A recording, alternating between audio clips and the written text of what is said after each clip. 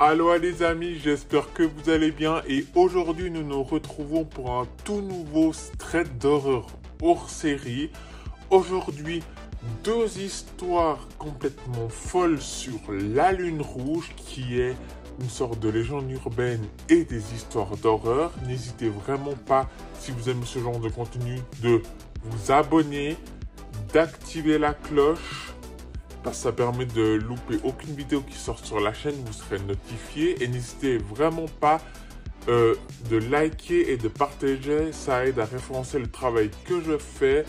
Et ça aide à faire connaître la chaîne à plein d'autres personnes. Et nous, place à ces streets d'horreur hors série. Allez, c'est parti.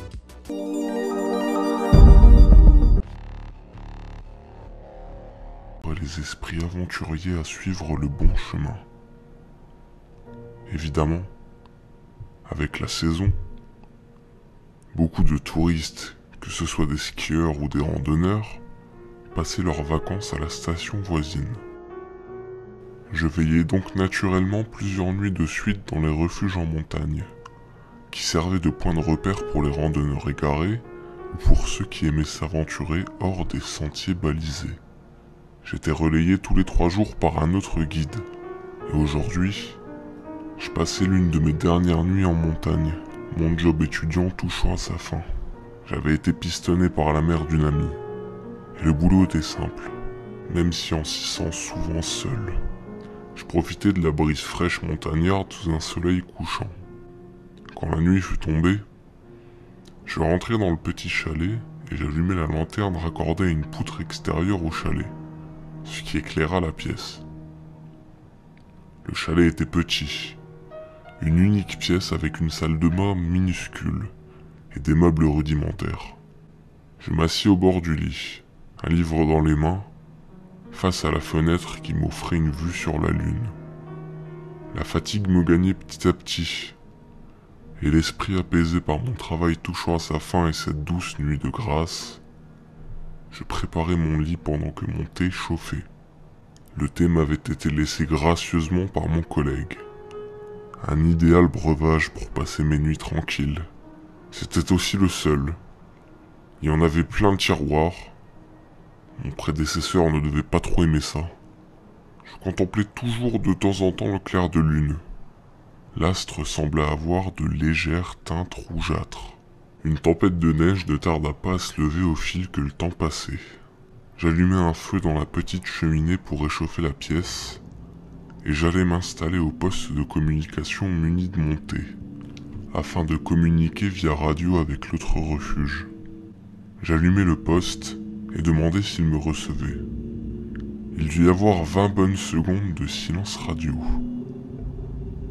Je parlais, mais il ne répondait pas. Puis vint un souffle rauque,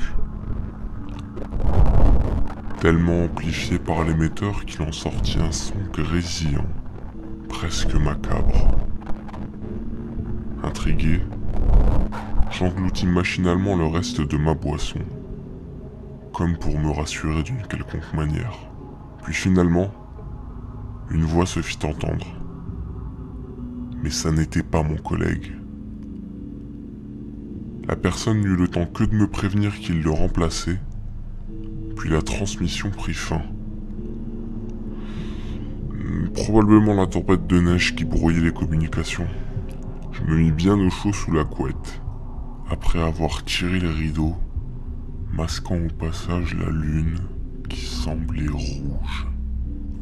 Je pressai l'interrupteur au bord de ma table de chevet pour tout éteindre, puis m'endormis. La nuit passa aisément. Je n'avais que quelques bribes d'un lointain cauchemar, où quelque chose me regardait fixement dans une pièce vide. Cependant, dès mon réveil, un détail me dérangea. J'avais froid, excessivement froid. Je mis instinctivement la main vers mon bas-ventre pour me couvrir, mais au lieu de ma couverture, c'est ma cuisse que je touchais. Plongé dans l'obscurité, je tâtais autour de moi pour la ramasser. Elle avait dû tomber sur le sol. Mais j'heurtais le parquet sans baisser mon bras. J'étais déjà sur le sol. J'eus une soudaine montée d'adrénaline. Me relevant en m'appuyant au sol, je tâtais tant bien que mal les murs du chalet. Lorsque j'atteignis enfin l'interrupteur, j'eus quelques secondes d'appréhension. Mais je me décidai finalement à appuyer. Il n'y eut pas de lumière. En revanche, un cri perçant et lointain retentit. Un cri de douleur et d'effroi. Comme si la personne venant d'hurler vivait son pire cauchemar. Et, à ce moment précis, je commençais à avoir peur. La peur subite qui vous donne une boule au ventre. Cette peur-là. L'effet ne dure généralement que 2 secondes, par effet de surprise. Mais moi, ce sentiment, cette sensation, c'était persistant. Je n'avais aucune idée de ce qu'il se passait. Mon bras continuait de longer les murs. Je finis par atteindre les rideaux. D'un coup déterminé, je les tirais de toutes mes forces. La lumière jaillit, éclairant toute la pièce. C'était bien le chalet, oui. Mais il était vide. Pas le moindre meuble. Sauf évidemment une radio. Ça n'était pas mon chalet, mais celui de mon collègue. Je me trouvais dans le chalet de mon collègue. C'était impossible. Une trop grande distance les séparait l'un de l'autre. Je jetai un rapide coup d'œil à l'extérieur à travers la fenêtre. La tempête était toujours aussi intense, et il était impossible de voir quoi que ce soit à présent.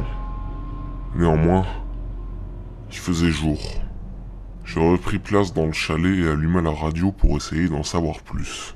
Le remplaçant était forcément venu à ma rencontre pour me raccompagner. Il a donc dû trouver mon refuge vide et se poser des questions. Je me mis à émettre un signal de détresse, mais personne ne répondait. En revanche, je me mis à capter un signal émis en continu. Cette fois-ci, pas la moindre respiration, juste un silence. Un silence pesant. Je suis à grandes gouttes, stressé par une situation impossible et inhabituelle. J'étais seul, isolé du monde, incapable de communiquer avec qui que ce soit à cause de ce blizzard, et plongé dans une peur nouvelle. Je m'assis au coin gauche de la pièce, recroquevillé, avec le bruit du vent comme seule compagnie. Je ne peux pas me rappeler combien de temps j'étais resté dans cet état second, mais c'est un signal de détresse qui m'extire pas de cette stase infligée. Inquiet, je fis quelques réglages sur l'appareil pour capter correctement le signal. Refuge 1, répondez. La station est injoignable. Il se passe quelque chose. Je suis blessé, Une coupure interrompit la communication. J'arrivais à capter ces messages audio, mais il m'était impossible d'y répondre. Les intempéries brouillaient les communications. Néanmoins, j'essayais tant bien que mal de recoller les morceaux avec les bribes que j'entendais. Les boutons sont... Mort, je répète, Craig. Celui qui remplace est mort. Je l'ai appuyé 2 fois et... Je suis enfermé.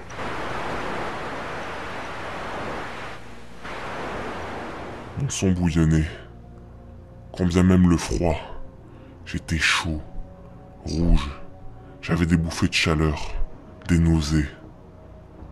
Je courus instinctivement vers la porte, tentant de l'ouvrir.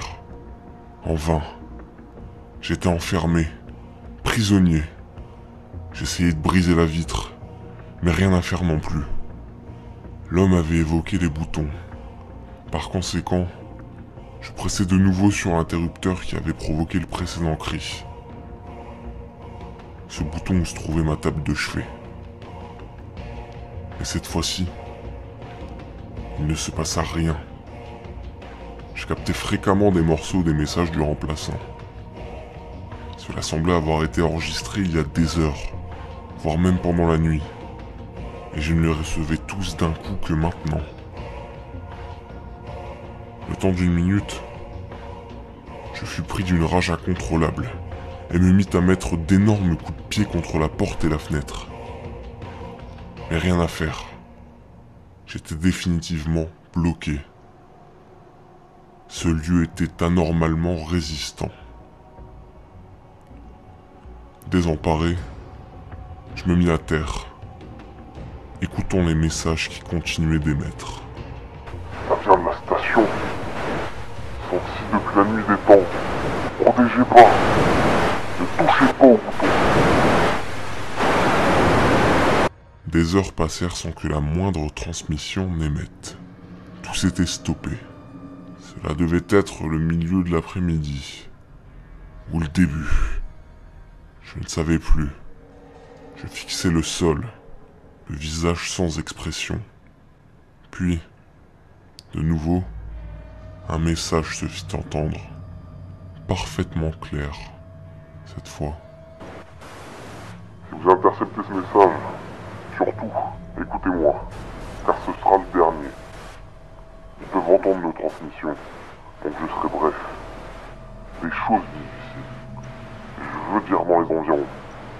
Maintenant, je vous en supplie, si vous êtes encore dans les alentours, fuyez, ne restez pas ici. Ne veillez plus, ne vous aventurez plus dans ces lieux, et surtout, je m'adresse particulièrement au refuge 1. Surtout, n'appuie pas sur le bouton. Ne fais pas mon erreur. Si tu appuies une fois, il t'enlève pendant ton sommeil. Il te déplace pour te mettre dans un lieu similaire au tien. Et ça n'est pas chez toi. Quand t'appuies une deuxième fois, un autre malheureux, capturé, se fait tuer par ta faute, par eux. Et quand t'appuies une troisième fois, oh mon pauvre, si t'as fait mon erreur, ne regarde pas dans une glace. Au moment où j'entendais ces derniers mots, mes yeux croisèrent mon reflet dans la glace, et je vis à nouveau la lune. La lune rouge. Mais il faisait jour, et elle ressemblait à un œil dans mon dos. Voilà les amis, nous arrivons à la fin de cette vidéo. J'espère notamment qu'elle vous a plu et que vous avez pris énormément de plaisir à la regarder. N'hésitez vraiment pas de vous abonner et surtout activer la cloche pour ne louper aucun contenu qui va arriver sur la chaîne. Ça vous permet de recevoir une petite notification dès que je sors une petite vidéo. N'hésitez vraiment pas de liker et de partager. Ça aide à référencer le travail que je fais et ça aide aussi à soutenir la chaîne. Et si tu veux me suivre sur les réseaux sociaux de la chaîne, tout est en description. Nous nous retrouvons prochainement pour un nouveau thread d'horreur et bien sûr plein d'autres contenus sur la chaîne. Du coup, sur ce, c'était Kevin. Allez, ciao tout le monde.